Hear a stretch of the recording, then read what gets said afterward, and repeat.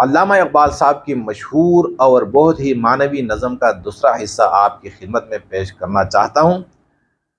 پہلے حصے میں ابلیس نے اپنے اراکین کابینہ سے خطاب کیا تھا، جس میں اس نے انسان کی ہلاکت کے جو منصوبے تھے وہ رکھ دیے تھے کہ میں نے اس طریقوں سے انسان کو ہلاک کر دیا ہے۔ اب اس کی تائید میں پہلا مشیر اٹھتا ہے اور کہتا ہے کہ اس میں کیا شک ہے کہ محکم ہے یہ ابلیسی نظام، پختہ تر اس سے ہوئے غلامی میں عوام، کہ حضرت آپ نے جو نظام دیا ہے اس میں کوئی شک نہیں ہے کہ بہت ہی پختہ ہے، مضبوط ہے، اسے کوئی چھیڑ بھی نہیں سکتا۔ نظام کیا دیا تھا؟ ریاستی نظام، ملوکیت کا، جس میں دنیا کے سارے وسائل پر صرف ایک ہی آدمی اور ایک ہی قبیلہ یا ایک ہی قوم کا حق ہو، باقی غلام ہو، فرعونیت جسے کہا جاتا ہے۔ تو یہ بالکل پکا نظام ہے، اسے کوئی ختم نہیں کر سکتا۔ اور اس کے اثرات کیا ہیں؟ پختہ تر اس سے ہوئے غلامی میں عوام، عوام الناس ان کے مزاج غلامی والے بن گئے۔ اس سے بڑی بات ہے نا کہ جس کی فطرت غلامی والی بن جائے، جس کا مزاج غلامی والا بنے، تو انہیں تو چاہیے یہی لوگ، کیونکہ جب مزاج بنے، جب فطرت بن جائے غلامی کی، تو پھر یہ آقا یعنی جو غاصب ہے، جو ظالم ہے، جو جابر ہیں، جو اسے لوٹ رہا ہے، یہ اسے چیلنج نہیں کر سکتا، یہ اس کے خلاف آواز نہیں اٹھا سکتا۔ تو یہ کیسے ہوا؟ ابلیس نے ایک ریاستی نظام دیا انسانوں کو۔ پھر یہی مشیر کہتا ہے کہ ہے ازل سے ان غریبوں کے مقدر میں سجود، ان کی فطرت کا تقاضا ہے نماز بے قیام۔ یہ جو عوام الناس ہے، جو غریب ہیں، محروم طبقہ جسے کہا جاتا ہے، یہ جو محروم طبقہ ہے، شروع سے ان غریبوں کے مقدر میں سجود ہی لکھا ہوا ہے کہ رکوع تو جھکنے کو کہا جاتا ہے نا، یہ ماتھا رگڑیں گے، یہ ماتھا رگڑنا ان کا مقدر ہے۔ اور ان کی فطرت کا جو تقاضا ہے وہ ایسی نماز ہے جس میں قیام نہیں ہے۔ جیسے نماز ہوتی ہے نا مسلمانوں کی، اس میں قیام ہوتا ہے، قیام کہا جاتا ہے کھڑے ہونے کی حالت کو، پھر اس میں رکوع اور اس میں سجدے بھی ہوتے ہیں۔ لیکن یہ جو غریب ہیں، محروم طبقہ ہے، ان کی نماز میں یعنی ان کی زندگی میں قیام کا کوئی تصور نہیں ہے، بس یہ گرے ہوئے لوگ ہیں، اور اس گراوٹ کو یہ اپنا نصیب سمجھتے ہیں، اپنی تقدیر سمجھتے ہیں کہ بھائی یہ جو گراوٹ ہے بس یہ ہمارے حصے میں ہے۔ تو قیام یعنی کھڑا ہونا ظالم کے خلاف، جابر کے خلاف، ڈاکو اور چور کے خلاف، خائن کے خلاف کھڑا ہونا اسے بالکل آتا ہی نہیں۔ اس نے تو یہی سیکھا ہے کہ ہاں اوپر والے تو اوپر والے ہیں اور ہم تو کسی کام کے نہیں ہیں، بس ہماری تو یہی زندگی ہے۔ تو یہ جو مزاج بنا نا غریبوں کا، اور جن کی زندگی اس میں بس یہ ساری زندگی گھرے اور پڑے رہتے ہیں، تو یہ ابلیس کی تعلیمات اور ابلیس نے جو نظام ریاست دیا ہے اس کا نتیجہ ہے۔ پھر کہتے ہیں کہ آرزو اول تو پیدا ہو نہیں سکتی کہیں، ہو کہیں پیدا تو مر جاتی ہے یا رہتی ہے خام۔ ان غریبوں میں جو محروم طبقہ ہے، ان میں پہلے آرزو تو پیدا نہیں ہو سکتی، یہ امید کر لے، آرزو کر لے، تمنا ان کی ہو کہ بھائی ہم بھی ایسی زندگی گزاریں، ہمارا بھی اس اللہ کے جو دیے ہوئے وسائل ہے ان پر ہمارا بھی کوئی حق ہو، ہم بھی ان سے مستفید ہوتے رہیں، اللہ کی نعمتوں سے ہم بھی لذت اٹھائیں۔ جتنے بھی وسائل ہیں تو یہ اللہ کی نعمتیں ہیں، اور اللہ نے کسی خاص قوم، کسی خاص خاندان، کسی خاص آدمی اور کسی خاص ملک کے لیے پیدا نہیں کیے، بلکہ ان پر سارے انسانوں کا حق ہے۔ پیغمبر آتے ہیں، خلیفہ اللہ کے جو آتے ہیں وہ یہی کرتے ہیں کہ ہر کسی کو اللہ کی نعمتوں سے نوازتے ہیں۔ تو اب ابلیسی نظام میں کیا ہے کہ پہلے تو ان کے دلوں میں آرزو ہی پیدا نہیں ہوتی، اور اگر آرزو پیدا ہو بھی جاتی ہیں تو پیدا ہوتی ہی مر جاتی ہیں، اور اگر نہیں مرتی تو خام ہو جاتی ہیں، بالکل بیکار، کسی کام کی نہیں رہتی ان کی آرزو، کیونکہ ان کی رہنمائی کے لیے کوئی تیار نہیں ہوتا۔ جو ان کا لیڈر بنتا ہے سب سے بڑا حرامی وہی بنتا ہے، وہی یہ جو طاقتور طبقہ ہے، حکمران طبقہ ہے، وہی حرامی ان کا دلال بن جاتا ہے۔ یہ ہماری صحیح فہم کی کرامت ہے کہ آج صوفی و ملا ملوکیت کے بندے ہیں تمام۔ پھر پہلا مشیر کہہ رہا ہے کہ دیکھو صحیح فہم جسے کہا جاتا ہے نا، مسلسل کوشش، یہ ہماری مسلسل کوشش کا نتیجہ ہے، اس کی کرامت ہے کہ آج کیا ہے، کرامت کون سی ہے، کیا کرامت ہے کہ آج صوفی اور ملا یعنی مسلمانوں کے مشائخ، شیخ، پیر حضرات اور ان کے علماء وہ ملوکیت کے بندے ہو گئے، وہ ملوکیت کے غلام ہو گئے۔ ان کے عمل سے، ان کے قول سے تحفظ ملوکیت کے لیے ہوتا ہے، وہ تحفظ دیتے ہیں کس کو، ملوکیت کو، بادشاہت کو۔ اب مزید لکھتے ہیں کہ تبا مشرق کے لیے موضوع یہی افیون تھی، ورنہ قوالی سے کچھ کمتر نہیں علم کلام۔ مشرق یعنی جس دنیا کی جس حصے پر مسلمان رہ رہے ہیں، یا تیسری دنیا جو ہماری ہے نا، تو یہ مشرق ہے۔ ایک مغرب ہے، تو مغرب والے تو مزے کر رہے ہیں، وہ تو ہمیں لوٹ رہے ہیں، اور مشرق والے یہ غلام ہیں، ہم بگاڑ کرتے ہیں ساری دنیا، ساری زندگی۔ تو ابلیس کے پہلے مشیر نے یہی کہا کہ مشرق والوں کے لیے، ان کی طبیعت کے لیے بس یہی افیون، یہی نشہ سب سے بہتر ہے۔ ہم نے کون سا نشہ ان کو کھلایا، کون سی افیون، ورنہ قوالی سے کچھ کمتر نہیں علم کلام۔ اب اللہ نے اس امت کو ایک آئین دیا، ایک آئین، ایک نظام، ایک کتاب، ایک پیغمبر دیا۔ اب ہم نے کیا کیا، اب وہ کتاب جو پڑھتے ہیں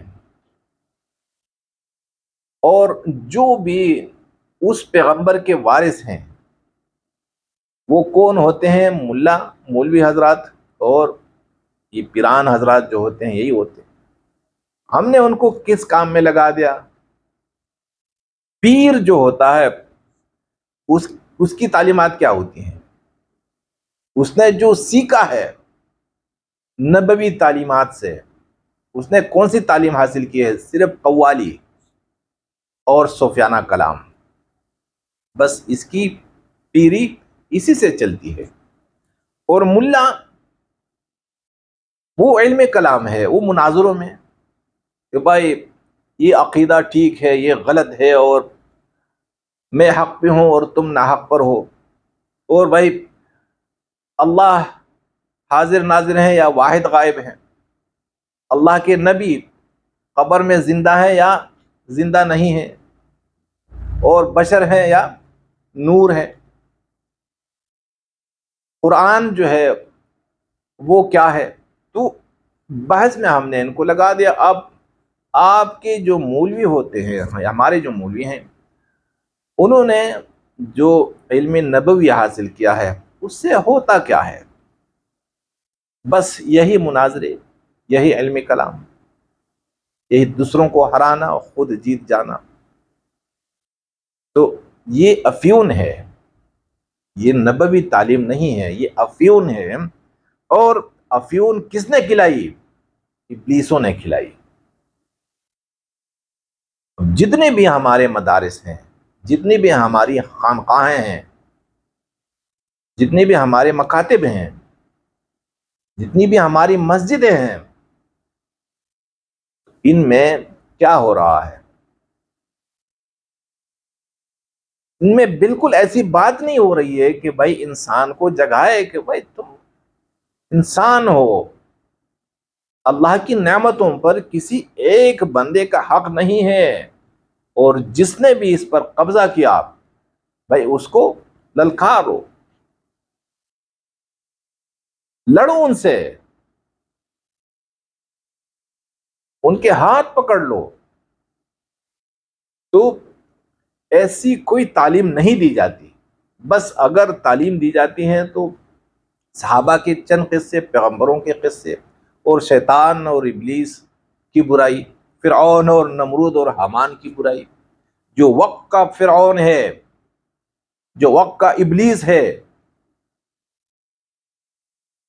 اس کا ذکر ان تعلیمات میں ہے ہی نہیں۔ حالانکہ اللہ نے پیغمبر کو جو بھیجا ہے وہ نمازوں کے لیے نہیں بھیجا، وہ مناظروں کے لیے نہیں بھیجا۔ پیغمبر نے تو محروم طبقے کو جگایا، اٹھو، تم بھی اللہ کے بندے ہو۔ جس طرح ابو جہل، ابو لہب، ابو سفیان یہ اللہ کے بندے ہیں، اسی طرح بلال، اسی طرح حباب، اور اسی طرح ابو ذر بھی اللہ کے بندے ہیں۔ اس طرح سلمان فارسی بھی اللہ کا بندہ ہے۔ اللہ کی نظر میں سارے برابر ہیں۔ تو پیغمبر یہی نظام لے کر آتا ہے، اور ہمارے مولوی نے، ہماری جو مولوی ہماری پیر ہیں، یہ ہمیں کیا صرف آخرت کی بات ہے۔ پیغمبر آتے ہیں دنیا کی فلاح کے لیے، دنیا کی اصلاح کے لیے، کہ انسان دنیا میں اچھی زندگی گزار لے، اور ہمارے مولوی ہمیں آخرت کے قصے بتاتے ہیں، ہماری پیران ہمیں آخرت کے قصے اور کہانیاں بتاتے ہیں۔ تو یہ تعلیمات نبوی تعلیمات نہیں ہیں، یہ ابلیسی تعلیمات ہیں۔ اور آپ کو ابھی ظاہر ہے کہ ہماری ممبر سے، ہمارے ممبر سے، ہمارے محراب سے ہمیں کون سی آوازیں آتی ہیں؟ بس یہی۔ تو یہ ابلیس کی محنت تھی، مسلسل محنت، جس نے ہمارے پیروں کو اور ہمارے مولیوں کو بگاڑا اور اپنا ہمنوا بنا دیا۔ ہے طواف و حج کا ہنگامہ اگر باقی تو کیا، کند ہو کر رہ گئی مومن کی تیغ بے نیام۔ اب یہ جو عبادات تھوڑے سے رہ گئے ہیں، جو عبادتوں کے رسومات رہ چکے ہیں، بھئی حج، عمرہ، نماز اور روزہ، جنہیں کہا جاتا ہے کہ بھئی یہ اسلام کی بنیادی باتیں ہیں، اسلام کی بنیادی ارکان ہیں، یہ بالکل بنیادی ارکان ہے ہی نہیں اسلام کے۔ لیکن ہمیں بتایا جاتا ہے کہ نہیں حدیث میں ہے کہ بنی الاسلام علی خمس، کی اسلام کی جو بنیاد ہے 5 چیزوں پر رکھی گئی ہے۔ کیا ہے بھائی؟ کلمہ لا الہ الا اللہ محمد رسول اللہ، پھر کیا ہے؟ نماز، حج، روزہ اور زکوٰۃ۔ یہ تعلیمات یہ پیغمبر نے ہمیں نہیں بتائیں، یہ یہ ابلیسی تعلیم ہے۔ تو ابلیس نے کہا، ابلیس کے مشیر نے، کہ اگر یہ حج اور عمرے کے جو ہنگامے، شور شرابہ ہے، بھائی اللہ اکبر اور لبیک لبیک اللہم لبیک، اس سے کیا ہوتا ہے؟ کچھ بھی نہیں ہوتا۔ ہم نے کیا کیا، کند ہو کر رہ گئی مومن کے تیغ بے نیام، مومن کی جو تیغ ہے بے نیام، جو نیام میں نہیں رہا کرتی تھی، جو تلوار مومن کی ہمیشہ کے لیے باہر رہا کرتی تھی کہ بھائی جو انسان کسی اپنے بھائی پہ ظلم کرے گا، اس کی جان مال اور عزت لوٹے گا، تو یہ تلوار یہ پھر نیام میں نہیں رہتی، تو وہ نیام وہ کند ہو کر رہ گئی ہے۔ ایک تیز تلوار ہوتی ہے نا، اور ایک جسے کن ہی کہتے ہیں، میرے پاس کوئی دوسرا لفظ نہیں ہے جو تیز نہ ہو، جو تلوار گردن نہیں کاٹ سکتی، گردن کیا کہ گاجر بھی نہیں کاٹ سکتی۔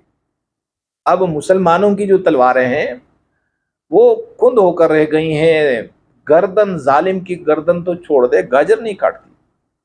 یہ کس نے کیا، کس نے کن کر دی یہ تلوار؟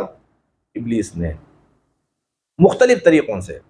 اور پھر کہتا ہے کہ کس کی نومیدی پہ حجت ہے یہ فرمانی جدید ہے، جہاد اس دور میں مرد مسلمان پر حرام۔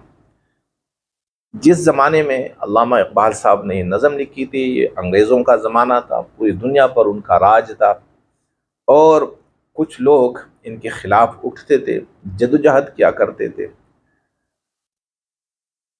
مذہبی طبقے انہوں نے یہ فتوی دی، جس میں سب سے بڑا طبقہ وہ تو جسے ہم قادیانی کہتے ہیں، کہ انہوں نے تو یہ فتویٰ نکالا، کہ فتویٰ دیا کہ انگریز کے خلاف لڑنا یہ حرام ہے۔ اب لڑنا صرف یہ نہیں ہے کہ بھائی، نہیں،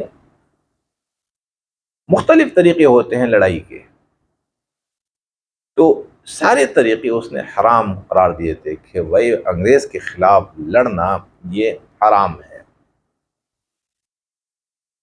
تو وہ بھی مذہبی لوگ تھے، وہ بھی عالم تھا، اور باقی علماء سے یہی کام لیا۔ تو ابلیس کے پہلے مشیر نے بات تسلیم کی ابلیس کی، کہ ہاں ٹھیک ہے، ہم نے تو بہت کام کیا، اب کیا ہے کہ مسلمان تو یہ بھی بھول گئے کہ بھائی ہمارے ذمے ایک کام ہے، اور وہ کیا ہے؟ وہ یہ ہے کہ ہر ظالم کے خلاف آواز اٹھانا، قدم اٹھانا، ہاتھ اٹھانا، یہ ہمارا کام تھا، اور قلم اٹھانا، قلم بھی۔ اب وہ مذہبی لوگوں نے حرام قرار دے دیا، جیسے ہماری تبلیغ کی جماعت ہے، جو تبلیغی جماعت ہے 1925 میں اس کی تشکیل ہوئی ہے، بنیاد رکھی گئی ہے 1925 میں، اور یہ نظم 1936 میں یعنی 9 سال بعد لکھی گئی ہے، اور تبلیغی جماعت کی بنیاد 1925 میں رکھی گئی تھی۔ مزاج کیا ہے تبلیغ کا؟ یہی، بس آخرت، دنیا کی بات ہوتی نہیں، قبر، حشر اور پل صراط، جنت اور دوزخ، دنیا کی بات تو ہوتی نہیں، کچھ بھی ہو جائے، بس ہم نے آخرت بنانی ہے۔ تو بھائی آخرت کیسی بنے گی؟ جس کی دنیا برباد ہو جائے اس کی آخرت کیسی بنے گی؟ تو یہ صرف اور صرف انسانوں کو اور عوام الناس کو، خصوصی طور پر مسلمانوں کو، اس راستے سے ہٹانا، گمراہ کرنا، تو یہ ابلیس کے کارنامے تھے۔ تو یہ علامہ اقبال صاحب کی نظم کا دوسرا حصہ تھا۔ اگر آپ کو یہ باتیں اچھی لگی ہوں تو دوسروں تک پہنچا دیجیے گا۔ جزاکم اللہ۔